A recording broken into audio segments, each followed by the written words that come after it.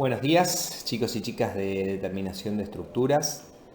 Esta clase es la segunda clase sobre resonancia magnética nuclear de protón y vamos a hablar específicamente sobre apantallamiento y sobre intercambio químico. En principio hay que tener en cuenta que los núcleos no son entes aislados, como habíamos dicho ya en la clase anterior, sino que están rodeados por electrones de enlace y los electrones apantallan al núcleo. O sea, hacen que en las cercanías del núcleo el campo sea diferente al campo B0 que la molécula tiene alrededor. Recordemos que por lo general el campo inducido es contrario al campo B0, con lo cual se suele restar, y el campo efectivo que está en las cercanías de un protón, o el que es, vamos a decir así, el que siente un protón, no es que el protón sienta cosas, pero lo vamos a decir, es B0 menos ese campo inducido. ¿Qué pasa? Habíamos dicho que ese campo inducido, este campo inducido, depende puntualmente de B0, porque si B0 es más grande, la corriente de electrones y digamos, todas las corrientes que hay dentro de la molécula son mayores y entonces los campos que se generan inducidos son mayores. Bueno, pues bien, se observa que el campo inducido se incrementa de manera más o menos proporcional con el campo externo. Si yo duplico el campo externo y el campo inducido se duplica, con lo cual podemos hacer esta relación matemática. El campo efectivo va a ser B0 menos el campo inducido lo vamos a reemplazar por B0 por sigma, dado que es proporcional a B0. Y sigma es una constante, ¿sí? Con lo cual me queda que el campo efectivo es B0 por 1 menos sigma. Esta sigma sí es independiente, prácticamente independiente del equipo, y la vamos a llamar la constante de apantallamiento, ¿sí? Cuando sigma es grande, el campo efectivo se vuelve más chico, con lo cual el protón, está más apantallado.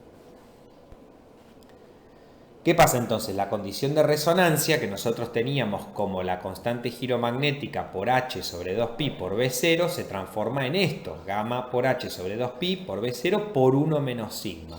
Con lo cual la frecuencia del armor y la frecuencia que vamos a ver en el espectro de RMN para un protón va a depender de este sigma. Cuando este sigma sea grande y el protón esté apantallado por los electrones, esto se va a reducir, ¿sí? La constante de apantallamiento, dijimos, es una propiedad adimensional. En principio es un número adimensional que es independiente del equipo que se utilice. O sea, es prácticamente independiente del equipo que se utilice. Y es un número mucho menor que 1, o sea, es del orden de 10 a la menos 6. Por eso nosotros hablamos siempre de partes por millón, porque en realidad es la millonésima parte del número 1, ¿sí?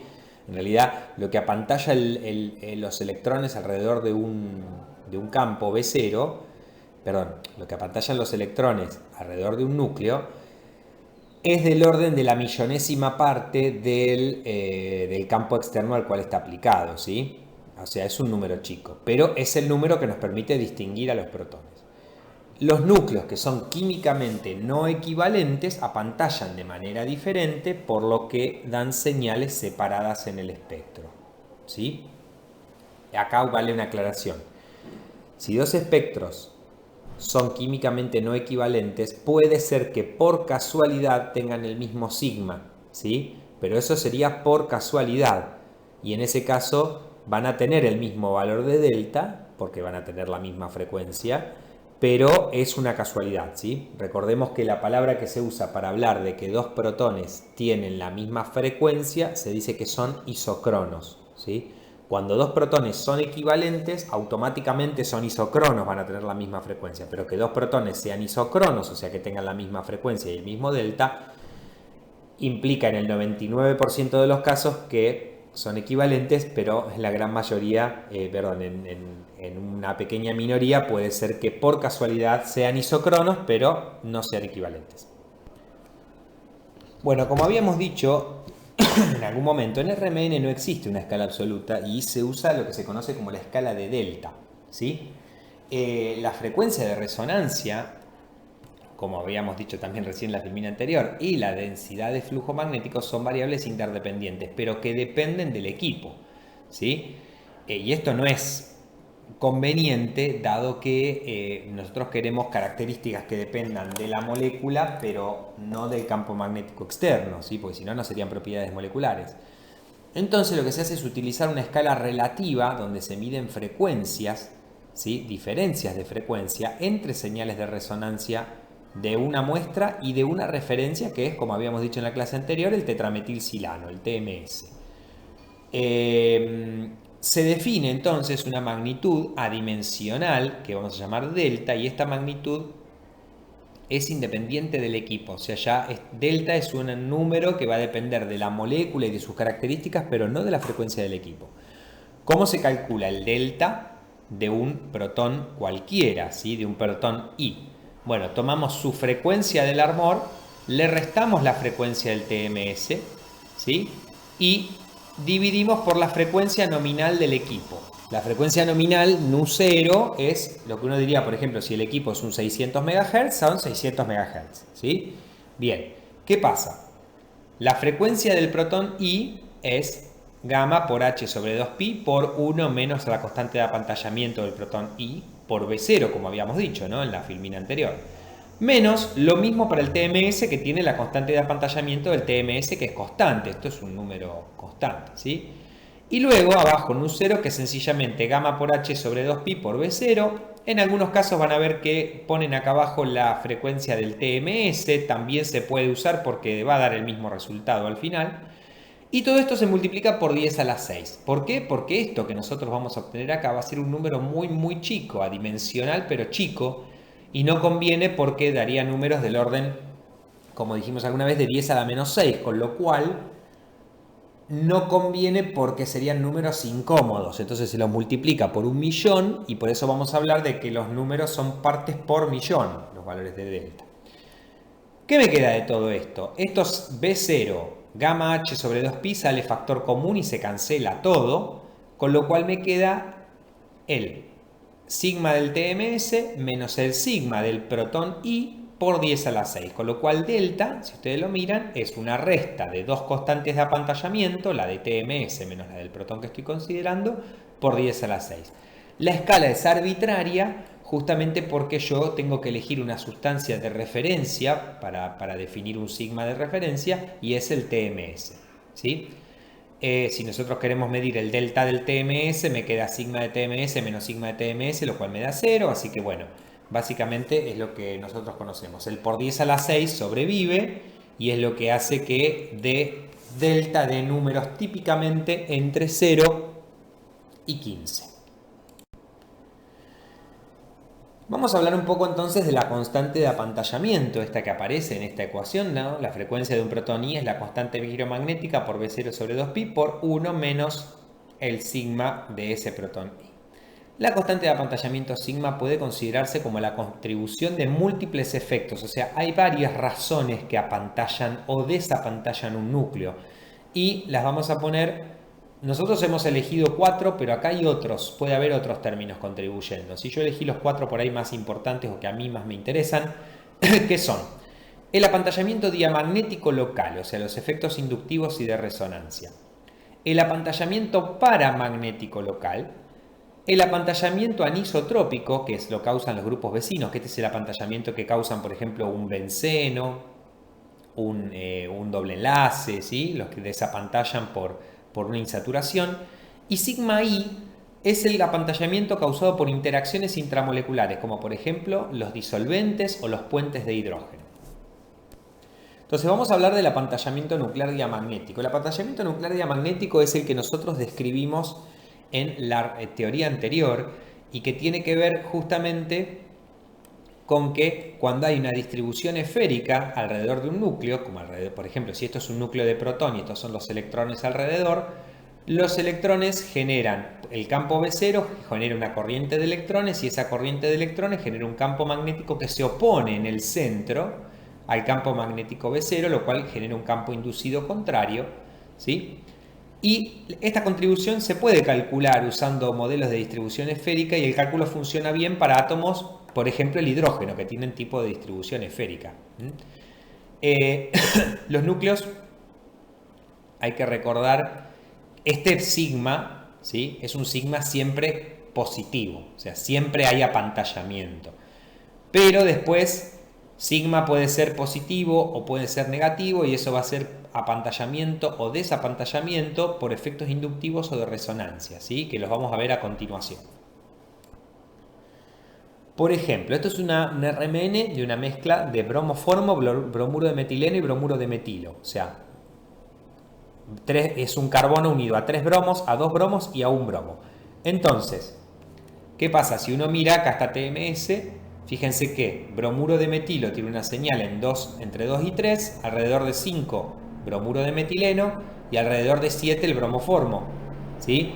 ¿Qué pasa? A medida que yo voy agregando átomos de bromo, esos átomos de bromo que son electronegativos desapantallan al núcleo, ¿sí?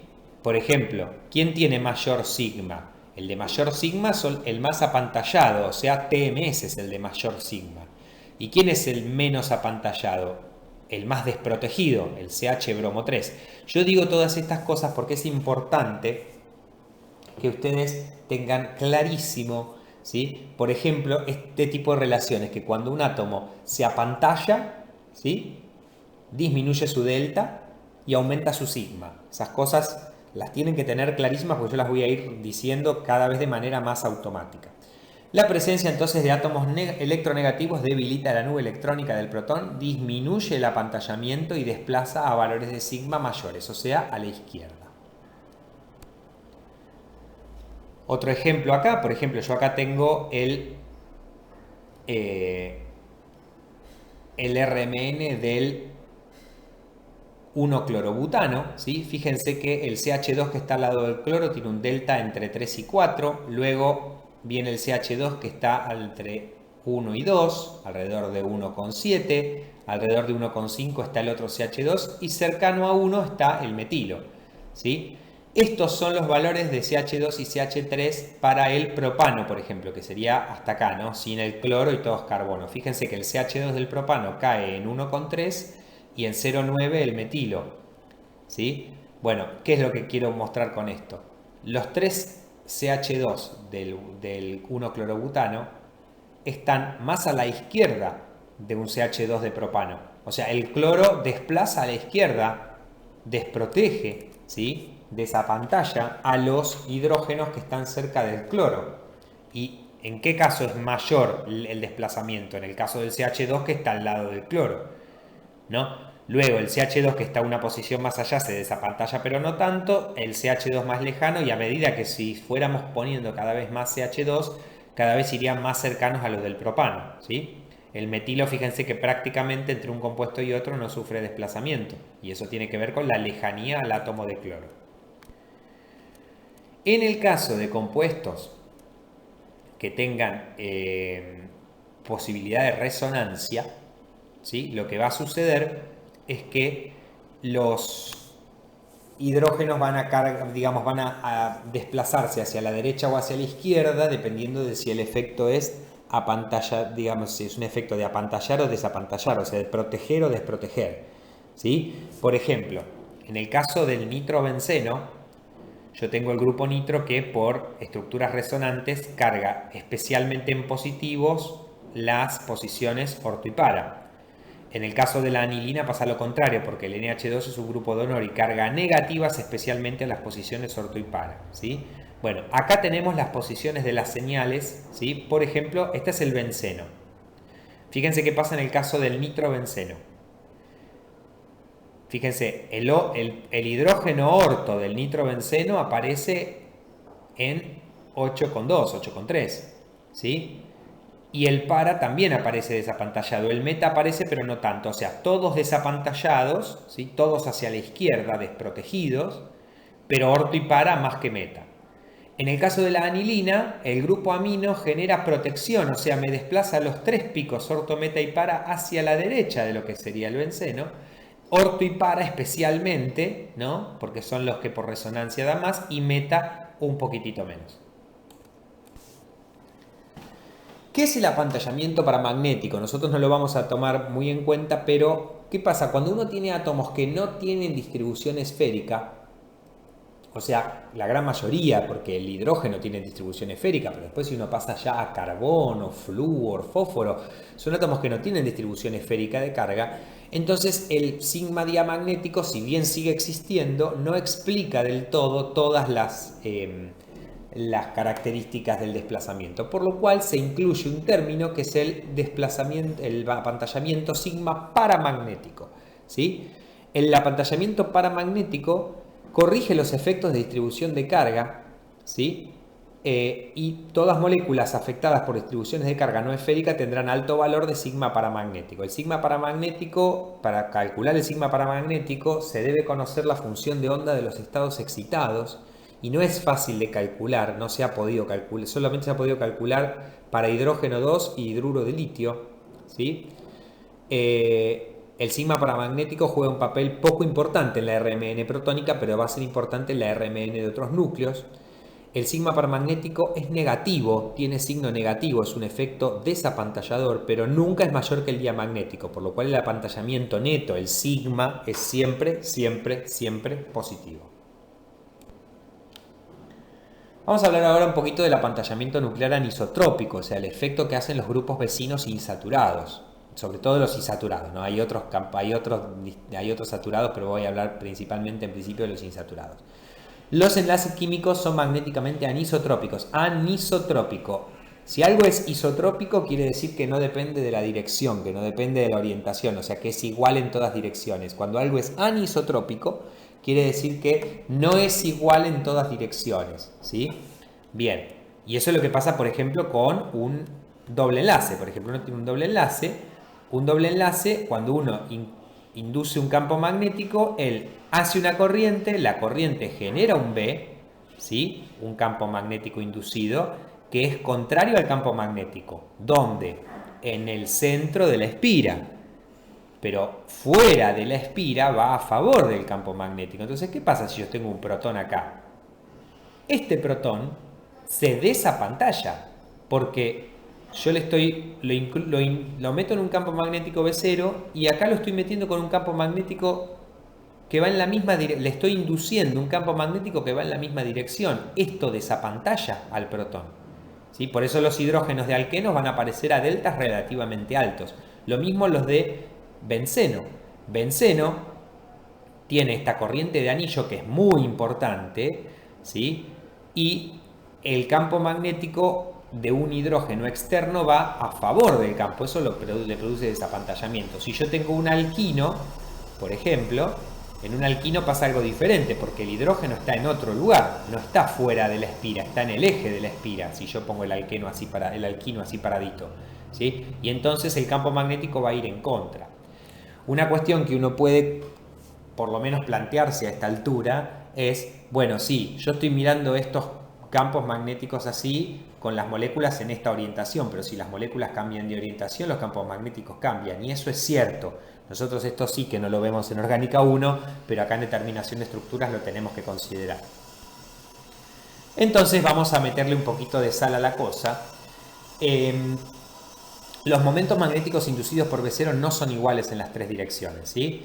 El apantallamiento de un núcleo depende de su forma geométrica en relación con el resto de la molécula. Y para eso vamos a usar un modelo que se llama el modelo de McConnell, ¿sí? Vamos a considerar que Z, ¿sí? O sea, les cuento qué es este diagrama y qué tenemos que considerar. Z es un grupo insaturado que genera un campo magnético de este tipo, anisotrópico, ¿sí?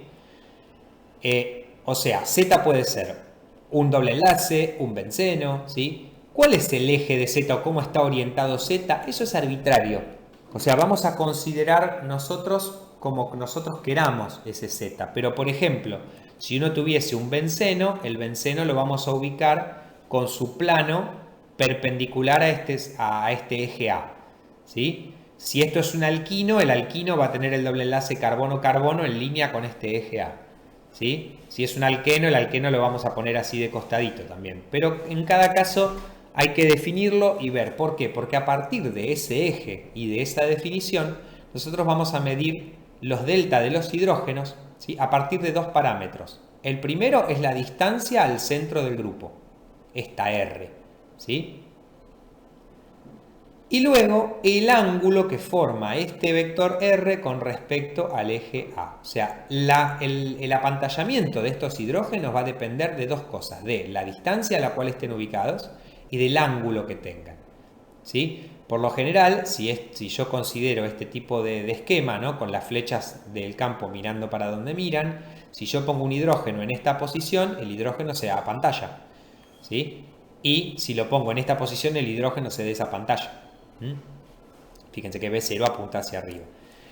Y entonces, ¿qué es lo que uno puede hacer? Puede tomar a la molécula y decir, bueno, ¿cuál sería el apantallamiento de este hidrógeno que está en esta posición y con este ángulo? Bueno, vale tanto. Y después lo que hago es empiezo a agarrar este eje A y a tumbarlo, a ponerlo en distintas posiciones, ¿sí? Y luego tengo que promediar todo ese efecto.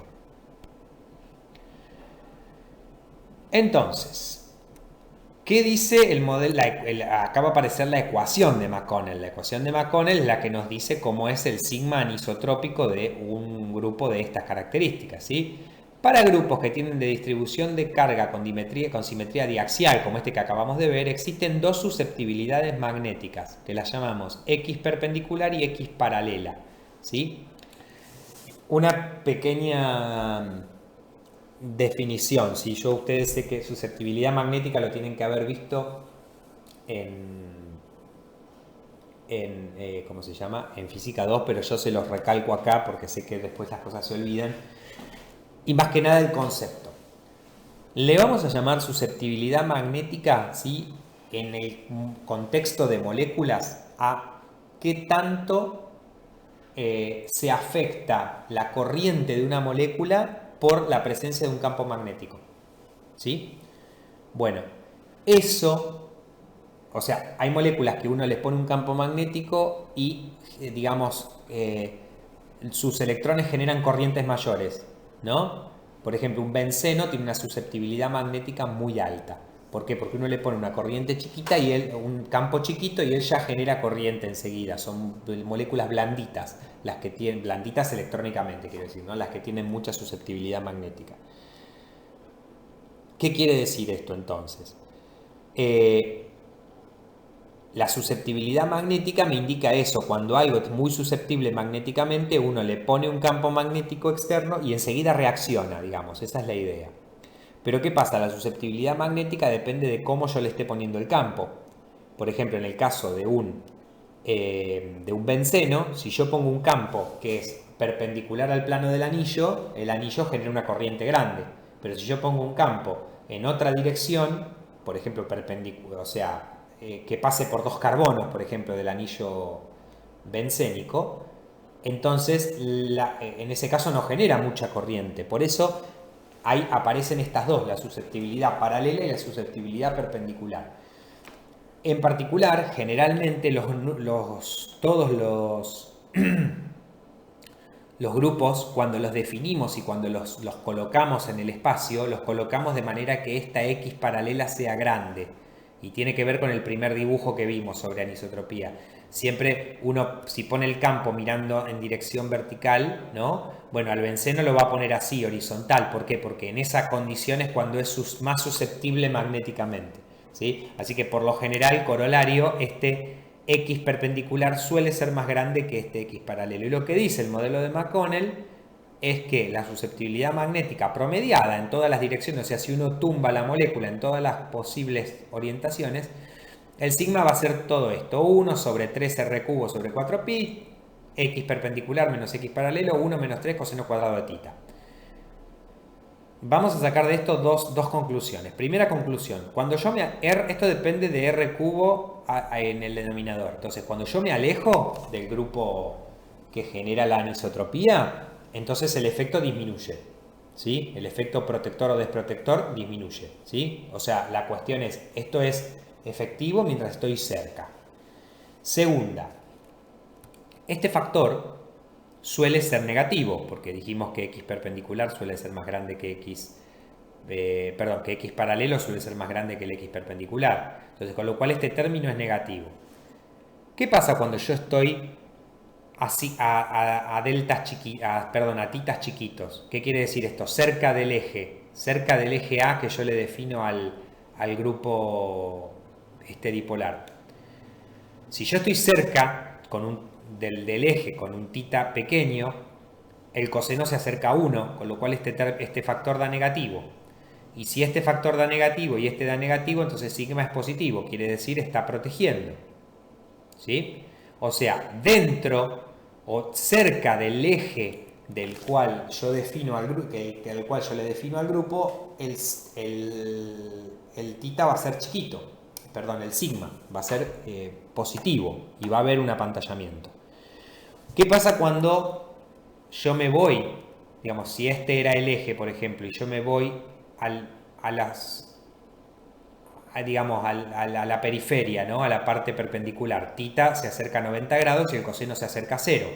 Con lo cual este término da positivo y como este es negativo, sigma da negativo. ¿Qué quiere decir? Si yo tengo un eje definido así y yo me pongo en el ecuador de ese eje, digamos, entonces va a haber desapantallamiento. O sea, sigma es negativo. Está bien, es lo que le pasa a un benceno, ¿sí? Bien. El sigma, entonces como dice acá, el sigma anisotrópico es la contribución media de apantallamiento en función de la distancia al grupo Z y del ángulo tita entre el eje y la posición del hidrógeno. Bueno, lo que acababa de decir, pero en la filmina, perdón, el valor de x perpendicular menos x es una constante con signo propio, por lo cual depende únicamente del ángulo tita, ¿sí? ¿Qué pasa? Para un ángulo tita de alrededor de 55 grados, el cual define un cono alrededor del eje del grupo Z, el valor de sigma n vale 0. A esto se lo suele llamar el ángulo mágico. Pero por dentro y por fuera de ese cono, sigma tiene diferentes signos y eso va a depender de este, que generalmente tiene signo negativo, y de cómo se define el eje. Pero por ejemplo, si yo tengo un alquino, ¿sí? Este es el eje del alquino. Bueno, dentro del cono, este vale positivo, o sea, el sigma n vale positivo. ¿Qué quiere decir? Hay apantallamiento dentro de este cono y hay desapantallamiento fuera del cono del alquino, ¿sí?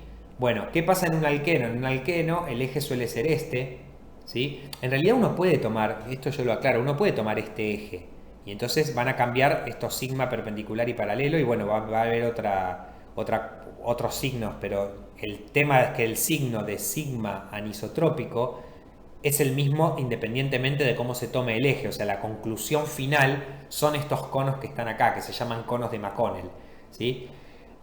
Un alqueno tiene protección, sigma positivo, ¿sí? Por arriba y por debajo del doble enlace, pero sigma negativo en justamente los enlaces que salen. Por eso uno tiene desprotección de los hidrógenos que están cerca o que están en las posiciones vinílicas, ¿sí? En el caso de un carbonilo pasa lo mismo, un hidrógeno de un aldehído está altamente desprotegido porque en esta zona tenemos negativo, y un enlace carbono-carbono simple también genera desprotección a lo largo del eje y protección por arriba y por debajo. Acá tenemos varios grupos, ¿sí? Otra vez con sus conos de McConnell. Yo acá lo que he hecho es expresarlos en función de delta y no de sigma, porque a veces van a ver que muchos tienen signo positivo y signo negativo y uno medio que se confunde. Yo prefiero el delta. ¿Sí? Delta más significa crece el delta y hay desprotección. Cuando hay protección, delta baja y sigma sube, ¿sí? Bueno, entonces tenemos, por ejemplo, en un alqueno yo tengo desprotección en los lugares donde se ubican los hidrógenos y protección por arriba y por debajo. En un alquino pasa lo contrario, ¿sí? Hay protección a lo largo del eje del alquino. En un carbonilo lo mismo. Bueno, en un anillo de ciclopropano pasa lo mismo que en un anillo de benceno, ¿sí? Tenemos desprotección en esta zona y protección en la zona de acá arriba y abajo, ¿sí? En un epóxido tenemos protección en la zona de los hidrógenos, ¿sí? Que están acá, y desprotección cerca del oxígeno. Fíjense que en el caso de un ciclohexano, como los enlaces protegen, en un ciclohexano hay protección, digamos, en la línea de los enlaces y desprotección, ¿sí? Perdón, hay protección arriba y debajo y desprotección en la línea de los enlaces, ¿sí? Y eso va a hacer que los axiales y ecuatoriales tengan diferente valor de delta, por ejemplo. Fíjense que los axiales caen en la zona de protección de delta, de cuando decrece el delta, mientras que los hidrógenos ecuatoriales caen en la zona de desprotección, ¿sí? Por eso axiales y ecuatoriales en los anillos de ciclohexano van a tener diferente valor. Ponemos algún ejemplo acá. Por ejemplo, acá está el cloroalqueno, ¿sí? Fíjense que acá está el doble enlace, que es el centro de desprotección, ¿sí? Anisotrópico. El hidrógeno de mayor delta es el que está unido directamente a él, ¿sí? Estos hidrógenos del CH2 son, este CH2, CH2 y CH3 son hidrógenos que vamos a llamar alílicos, también desprotegidos. Fíjense, estos dos alrededor de 2, 1,8. Este tiene mayor valor, ¿por qué? Porque además de estar cerca del doble enlace, está además al lado del cloro, eso lo desprotege aún más, ¿sí? Este metilo que ya se alejó del doble enlace ya está en 1,06, ¿sí? Verifiquen que las multiplicidades sean las que corresponden. Yo acá lo que hice fue listar los valores de delta de A, B, C, D y E, que son las 5 señales, ¿no? Y están en orden: A, B, C, D, E, 5,43, 1,82, 2, 4,05, 1,06. ¿Qué pasa si yo elimino este doble enlace y lo hago simple? ¿Qué le pasa a esta señal, a esta? A ver cuántos se desplazan. Fíjese, A, que pasa de ser un hidrógeno vinílico a un hidrógeno de tipo alquílico, pasamos de 5,43 a 1,5, o sea, baja como 4 el delta. Es un montón lo que hace el doble enlace alrededor de los hidrógenos que tiene alrededor. En el caso de los hidrógenos más de tipo alílico, B, C y D, fíjense que pasamos de 1,8 a 0,96, de 2 a 1,55, de 4 a 3, o sea, ahí ya 0,5 es la diferencia. Y el E, que es el más alejado, cuando yo quito el doble enlace disminuye, pero prácticamente nada. ¿Qué pasa en el caso del benceno? En el caso del benceno, fíjense que la señal del etileno es los hidrógenos del CH2, del alqueno de 2 carbonos es de 5,3, pero la señal del benceno es 7,3, o sea, es bastante más alta. Y eso tiene que ver con que el benceno genera corrientes que se llaman corrientes de anillo, corrientes anulares, ¿sí? Que son muy susceptibles y por eso generan campos magnéticos muy fuertes alrededor de él, los inducidos quiero decir, que desprotegen bastante a los hidrógenos que tienen alrededor, ¿sí? El campo es en dirección contraria a B0 en el interior del anillo, pero en el interior del anillo acá no tenemos nada, por eso este es el signo de... ¿Quién es este? Este es el signo de sigma, ¿sí? Acá sigma es negativo, o sea, hay desprotección, y acá sigma es positivo, hay protección. En el caso del benceno, yo tengo desprotección afuera, protección adentro, y la protección no la veo porque no tengo nada adentro de un benceno. Pero veamos qué pasa a ver si tengo cosas. Bueno, a ver. Acá tengo el benceno 7,3. Fíjense, compárenlo con el ciclohexadieno, ¿sí? Que tiene dos dobles enlaces, pero que no tiene la resonancia que le da la corriente anular. Está bien, 5,9, es un poco más chica, ¿sí? Ya no, o sea, acá el anillo es más susceptible y eso hace que digamos, la protección y desprotección sea mayor. Fíjense en este anuleno que está acá, los hidrógenos que miran para afuera, 9,28 de delta, pero el hidrógeno que mira hacia adentro, que los tiene, menos 3 de delta. Ah, interesantísimo esto, ¿eh? No es que no puede haber nada en el interior del anillo. Fíjense este alqueno que está acá, este benceno, le han puesto un radical que se cierra sobre sí mismo, ¿no? Parece una canasta. Bueno, el 2,63 es el valor de este que está acá, ¿sí? Que está desprotegido por la cercanía al benceno en la posición ecuatorial, digamos, pero fíjense los que están cerca del eje, 0,5, 0,7, están bien protegidos estos carbonos que están acá. Estos metilos, nosotros tenemos este hidrocarburo aromático que la verdad no sé cómo se llama, que tiene dos metilos que miran uno para arriba y uno para abajo, pero en el centro, y fíjense que el valor es de menos 4. O sea, la corriente que se genera en este anuleno protege altamente a estos metilos. Los hidrógenos de afuera no, están en 8, 8 y pico. Bueno, y vamos a ver qué pasa con las interacciones intermoleculares, ¿sí? Los valores exactos de los desplazamientos de hidrógenos unidos a oxígenos, también le pasa a nitrógenos y azufres, no pueden darse de forma precisa porque su posición depende de la temperatura y de la concentración y también de la presencia de impurezas, ¿sí? Estos protones, ¿por qué les pasa esto? Porque participan en enlaces de puente hidrógeno, ¿sí? Que son intermoleculares. Entonces, este que está acá, por ejemplo, es el espectro del etanol. Tiene un CH3, un CH2 y un OH.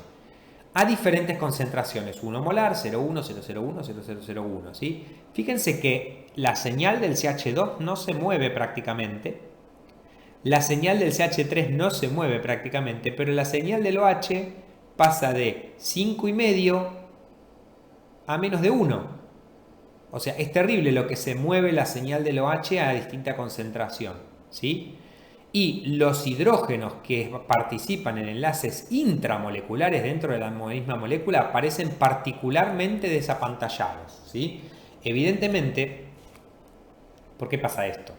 Fíjense una cosa, cuando el OH está muy diluido, no puede formar muchos puentes hidrógenos y su delta baja. Pero cuando yo lo concentro, cada vez más OH forman puentes de hidrógeno y entonces aparecen a deltas más altos. El puente hidrógeno es un efecto desprotector, ¿sí? ¿Por qué? Porque yo en vez de tener un hidrógeno al lado de un oxígeno, lo tengo puenteando dos oxígenos, con lo cual su densidad electrónica baja más todavía, con lo cual directamente yo lo estoy desapantallando mucho. En el caso de que el puente hidrógeno sea, como dice acá abajo, intramolecular, dentro de la misma molécula, el OH está continuamente formando puentes de hidrógeno, con lo cual eso lo desapantalla bastante. A ver, miremos por ejemplo, vamos a ver esta molécula que está acá, ¿sí? Es una semicarbazona, ¿sí? Cualquier cosa con este CONH2NN es una semicarbazona. Tiene señales A, B, C, D. A y B están acá, ¿sí? C y D son esta y esta que están acá. Bien, fíjense que estos son tres espectros superpuestos a tres temperaturas diferentes, ¿sí? Bien, ¿qué pasa? A y B prácticamente cuando yo levanto la temperatura no se mueven, pero fíjense que C y D cuando yo cambio la temperatura aparecen como picos diferentes a diferentes posiciones, ¿sí? Acá está la ampliación, fíjense C. A 25 grados es este pico, a 35 es este y a 40 es este. Lo mismo le pasa a D, va moviéndose, ¿sí? 35, 45, 50, 25, 35, 45 a deltas cada vez más bajos. Es decir, primera cuestión, los hidrógenos de NH y de OH y de azufre también, azufre H, su delta depende fuertemente de la temperatura. O sea, la temperatura los hace variar y por lo general al aumentar la temperatura el delta decrece, se mueven hacia la derecha, ¿sí? ¿Por qué? Porque no los dejo formar puentes de hidrógeno. Al aumentar la temperatura aumenta el movimiento y entonces los puentes de hidrógeno duran menos. Entonces el desapantallamiento está, pero no es tan importante. Los hidrógenos unidos a carbono prácticamente no se mueven con la temperatura. Bueno, el gran desplazamiento a delta alto que tienen los OH que pueden formar puentes de hidrógeno intramolecular se debe principalmente a la atracción electrónica ejercida por los dos oxígenos que el mismo está puenteando, digamos. Por ejemplo, este es el enol de la acetilacetona. Si esto tuviese un carbonilo acá, es acetilacetona, pero enoliza, ¿sí? Forma este enol y el OH del enol aparece el hidrógeno en 15,5 ppm, es bastante alto en el espectro, ¿sí? Y justamente este puente de hidrógeno es el que estabiliza mucho esta forma y por eso la acetilacetona tiene un gran contenido enólico. En el caso de la ortohidroxiacetofenona, también el OH queda como para formar un puente de hidrógeno interno con un carbonilo con un delta de 12, también alto en el espectro. Esta es una cetoamida, ¿sí? La 3-fenil-3-oxopropanamida, que en este caso el NH2, ¿sí? Los dos hidrógenos, uno forma puente hidrógeno y el otro no, y no son equivalentes, y aparecen uno a delta 7 y el otro a delta 5,5, o sea, este más alto justamente por la desprotección que le causa este oxígeno que está acá. Esto es el espectro de una mezcla equimolar, ¿sí? Como dice acá abajo, de etanol y salicilaldehído que está acá. Solamente estamos mostrando la zona por encima de delta 4, por eso el CH2 y el CH3 del etanol no va a estar. Pero fíjense el oxidrilo, que cuando la muestra está concentrada, ¿no? Aparece a delta 6,8 por ahí. Y cuando uno diluye la muestra, el delta baja, porque la cantidad de puente hidrógenos que forma es menor, ¿sí? Sin embargo, en el caso de que el puente hidrógeno sea intramolecular, como en este caso, uno concentrado o diluido observa valores muy similares, ¿sí? De hidrógenos, del hidrógeno de este oxidrilo, ¿sí? Porque la muestra esté concentrada o diluida, el puente hidrógeno lo forma igual. Fíjense el valor de delta alto que tiene también alrededor de 11. También observemos que las señales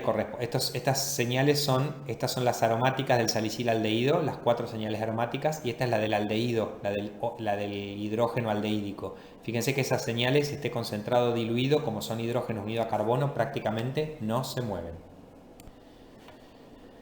Estos son protones 2 oxidrilos de un compuesto que se llama isosorbida, ¿sí? Que es este que está acá, y tiene la característica, si ustedes miran la geometría, esto está doblado, ¿sí? Como si fuese, digamos, como si fuese un libro doblado hacia adelante, hacia este lado, ¿sí?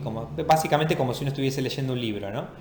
Entonces, este oxidrilo que mira para arriba puede puentear con este oxígeno, pero este que mira hacia abajo no, está libre este oxidrilo, no puede puentear con este oxígeno. Y fíjense que dan dos señales distintas, ¿sí? Una más alta para el oxidrilo que forma el puente hidrógeno interno y otra más baja. Pero acá lo que quiero mirar es otra cosa. Estos son las dos señales a medida que uno aumenta la temperatura, ¿sí? Entre menos 10 grados y, ¿cuánto sería 328? 50 grados. Fíjense que el oxidrilo del que forma puente hidrógeno interno no varía mucho con la temperatura, pero el otro, que está libre, vamos a decir así, sí, varía muchísimo su delta con la temperatura. Una cuestión interesante. Bueno, y vamos a analizar ahora un espectro en particular de una sustancia. Esta es la 3-fenil-2-parametoxifenil 3-oxopropanamida. Está hecho esto en dimetilsulfóxido a 25 grados. Y quiero analizar en principio las señales. Este es un espectro experimental mío, ¿sí? Yo lo primero que hice acá fue asignarle el valor 3 a este pico que aparece a 3,7 porque yo sabía fehacientemente que el metoxi, el metilo de un metoxi aromático aparece en esa zona, con lo cual yo estaba seguro de esta señal y dije, bueno, le asigno 3 de integración. Y luego veo cuánto valen las otras señales. Entonces vamos a analizar a ver si podemos ver cuáles son las otras señales. Este pico que está acá en 0,95, que integra para 1 en 5,6, 5,7, alrededor de ese valor, es el pico del hidrógeno central de la molécula que está bastante desprotegido, ¿sí? Aunque no tanto como los aromáticos. Los aromáticos son estos que están acá. Que yo lo amplié acá un poco como para que lo veamos mejor. La primera, fíjense estos dos son dobletes y están acoplando entre sí. Fíjense que ven que hacen como un techito que hacen hacia adentro. Bueno, eso indica que están acoplando entre sí y son dos dobletes y son los más protegidos de todos los hidrógenos aromáticos, con lo cual yo me sospecho que son los hidrógenos que están en este anillo aromático que es paradisustituido, ¿sí? Los otros 5 hidrógenos tienen que estar en esta zona. Y en esta zona, si uno cuenta, yo voy a contar, esta señal integra para 1, esta señal que está acá integra para 4 y esta señal integra para 2. ¿Sí? Bien, ¿qué son? Si uno suma 1 más 4, 5 más 2 son 7, o sea, acá hay 7 hidrógenos, ¿no? Ya estoy olvidando estos dos dobletes que son del paradisustituido. Tengo entre esta señal y todas estas señales 7 hidrógenos. ¿Qué quiere decir? Que ahí están los 5 del anillo aromático más los 2 del NH2. Esto es parecido al ejemplo que vimos hace un rato, también es una cetoamida, con lo cual los del NH2 van a estar uno formando puente hidrógeno y el otro no, con lo cual un hidrógeno es este del NH, ¿sí? Que fíjense que es un singlete ancho, y el otro está acá metido con el resto, que es este que está acá. Bueno, así que ahí tenemos al NH2. Y las otras señales, las otras 5 que restan, son las del anillo aromático unido al carbonilo, que también aparece a delta un poco más alto porque está desprotegido. ¿sí? O sea, si yo cuento esta señal, esta y todas estas, ya tengo todos los hidrógenos del compuesto. Además tengo la señal del TMS, acá aparece en 0. Mi pregunta es, ¿y esta señal? ¿Y esta señal tan alta también? Sus integraciones son raras, por ejemplo, esta es 4, podrían ser 4 hidrógenos, pero no me sobran 4 hidrógenos en ningún lado, y esta integra para 2,5, ¿sí? Bueno, este espectro yo se los estoy mostrando para que ustedes tomen en cuenta que pueden aparecer otras señales que no corresponden al compuesto. Por ejemplo, estas dos que están acá. ¿Qué son estas señales? Bueno, siempre tenemos que tener en cuenta que puede haber impurezas, ¿sí? Y que además cada solvente tiene una señal residual que se llama, ¿sí? En este caso, 2,5 es la señal residual del DMSO. Y la que aparece a 3,3, esta que está acá, esto es agua. Agua en el sistema, ¿sí? Ahora vamos a ver un poquito cómo podemos anticipar o saber el tema de las impurezas y los solventes. Bueno, acá tienen una tablita, ¿sí? En principio, esta es la señal que da el agua como impureza en cada uno de los diferentes solventes. O sea, si yo lo hago en, ¿dónde está? DMSO, en 3,3 puede aparecer agua. Y esto es interesante, uno sabe que si uno ve una señal en 3,3 puede sospechar que es agua. En acetona el agua aparece en 2,8, en cloroformo en 1,5, ¿sí? En benceno en 0,4. Entonces tenemos agua que podemos tener disuelta. Y como podemos tener agua, podemos tener etanol, podemos tener metanol, podemos tener residuos que hayan quedado de subproductos o otras cuestiones. Bueno, yo les voy a dejar, se los dejo en la cátedra virtual, un paper que se llama RMN, digamos, desplazamientos químicos de RMN de solventes y impurezas traza comunes de laboratorio, que es de Gottlieb, del año 97. Este paper lo que hace es listar, ¿sí? Diferentes impurezas que podemos llegar a tener en espectros de RMN. Yo puse el agua porque es la más común de todas, pero etanol, metanol, benceno, cloroformo, tolueno, todo tipo de impurezas están listadas en este paper, que es bastante interesante. Y acá aparece otra lista que habla de un pico residual, ¿sí? ¿Qué es el pico residual? Bueno, vamos a tomar el cloroformo. Yo tengo cloroformo deuterado, ¿no? El cloroformo deuterado es carbono deuterio, cloro 3. El cloroformo deuterado no produce señal en el protónico, porque no tiene protón, tiene deuterio, ¿sí? Que resuena a otra frecuencia. Sin embargo, todo espectro que se haga en cloroformo va a tener un pequeño pico, que puede ser más o menos grande, en 7,26. Y ese pico, en 7,26, corresponde a cloroformo CH cloro 3 disuelto en CD cloro 3. ¿Y por qué aparece ese pico? Porque cuando uno fabrica cloroformo deuterado, ¿sí? No puede uno tener el 100% del solvente deuterado. Algo te queda sin deuterar. Ese poquitito que queda sin deuterar va a dar una señal residual a 7,26, ¿sí? La acetona también tiene una señal residual de los hidrógenos, ¿sí? Digamos que en la síntesis de la acetona deuterada no se pudieron intercambiar y aparece en 2,5, en 2,05, perdón, DMSO 2,5, en benceno aparece una señal en 7,1, en agua pesada aparece una señal a 4,8, ¿sí? Que corresponde a agua en agua pesada, por eso no está acá el agua, porque también sería 4,79, ¿sí? Y bueno, tengamos en cuenta que en muchos espectros podemos llegar a tener, y seguramente vamos a tener, picos residuales del solvente e impurezas. Y ahora vamos a hablar un poquito de una cosa que puede aparecer en los espectros de RMN que se conoce como intercambio químico, ¿sí? Bueno, fíjense este compuesto que tenemos acá nosotros, ¿sí? Este compuesto tiene dos metilos unidos a nitrógeno, luego un enlace simple, doble simple y el de un aldehído. Está conjugado este aldehído con este. ¿Qué pasa? Estos dos, este de enlace nitrógeno-carbono no es del todo simple. ¿Por qué? Porque uno puede plantear estructuras resonantes. El par electrónico del nitrógeno viene para acá, ¿sí? y forma un enlace doble y este par viene para acá y esta carga se deposita sobre el oxígeno.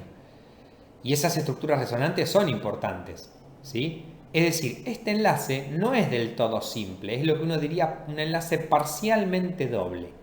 Con lo cual los dos metilos, si este enlace tiene cierta rigidez, se quedan en su lugar un tiempo y por eso el espectro de esta sustancia, yo voy a empezar acá abajo, ¿sí? A 300 Kelvin, o sea, a alrededor de 70 grados bajo cero, los dos metilos aparecen como señales separadas a 286 y 314, dos singletes, ¿sí? Bien, pero ocurre una cosa importante, interesante, y es que cuando yo voy aumentando la temperatura y registrando el espectro, llega un momento en que las dos señales en principio se ensanchan y luego se unen en una sola señal, que luego cuando sigo aumentando la temperatura se afina. O sea, a 330 Kelvin, que es alrededor de 50 grados, esta sustancia tiene los dos metilos equivalentes, ¿sí? ¿Y qué pasó? Bueno, lo que sucedió fue que a medida que uno aumenta la temperatura, este enlace comienza a girar, porque no es del todo doble, es semirrígido, ¿sí?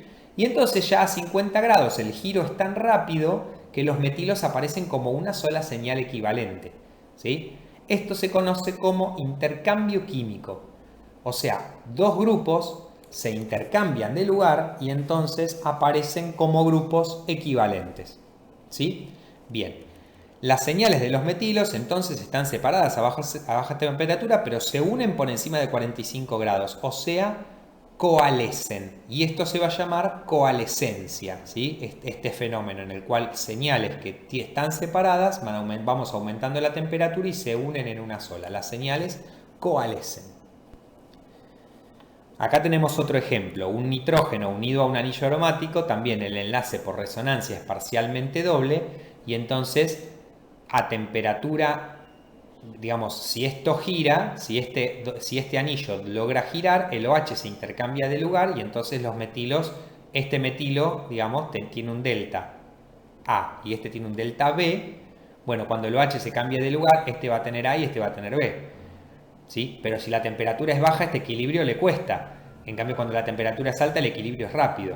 ¿Y qué vamos a tener? Lo mismo que vimos recién. Cuando aumentemos la temperatura, a temperatura baja, las señales son dos, separadas, con una diferencia de frecuencia y de delta, pero a medida que voy aumentando la temperatura, las señales van coalesciendo, ¿sí? Y se intercambian en una sola señal que está acá, ¿sí? A una temperatura por encima de la de coalescencia, las señales se aparecen como una sola. Este efecto suele observarse en enlaces de tipo semirrígidos, o sea, en enlaces que a alta temperatura pueden girar y a baja temperatura les cuesta más girar. Bien, nosotros no vamos a hacer demasiado hincapié acá en el intercambio químico, yo se los quiero nombrar como fenómeno, quiero que sepan que existe. En el libro de Ore, H-O-R-E, que les dejo en la cátedra virtual, hay un capítulo entero sobre intercambio químico, es el único libro que encontré que tiene algo sobre intercambio químico y que está bastante bien explicado y con muchos ejemplos. ¿Qué pasa? Nosotros habíamos visto en la clase pasada que los hidrógenos de oxidrilo y de NH y SH suelen aparecer como singletes, ¿sí? Y eso se debe justamente a algo que acabamos de ver, pero que bueno, ahora se ve en un contexto más amplio, que es el intercambio químico, ¿sí? Los hidrógenos acídicos se intercambian rápidamente entre moléculas, con lo cual los delta de ellos se promedian y aparecen como singletes, o sea, no podemos desdoblarlos una vez que se intercambia con moléculas. El intercambio se acelera por la presencia de impurezas, de solventes hidroxílicos y del aumento de la temperatura, ¿sí? Si uno ralentiza ese intercambio, o sea, si uno lo hace más lento, puede ser que el OH acople. Y esto lo vamos a tener que tener en cuenta, porque, por ejemplo, miren, acá tenemos por ejemplo, este es el etanol, ¿sí? Este es el espectro que uno ve usualmente para el etanol. Un metilo triplete, un CH2 cuatriplete acoplando entre sí y un OH singulete. Pero si uno hace metanol puro, sin impurezas, ¿sí? Esto dice acá con ácido agregado o en un solvente que facilite el intercambio, pero si uno lo tiene puro, bien purificado y el intercambio se dificulta, El OH va a aparecer como triplete, desdoblado por el CH2. ¿Sí? El metilo va a seguir apareciendo como triplete porque está desdoblado por el CH2, pero el CH2 va a aparecer como una señal compuesta, ¿sí? Porque se desdobla con un valor de acoplamiento con el OH y otro con el metilo. Este tipo de diagramas vamos a verlos en la clase que viene, pero por ahora vayan sabiendo. Cuestión que el CH2 se complica la señal por acoplamiento con el OH.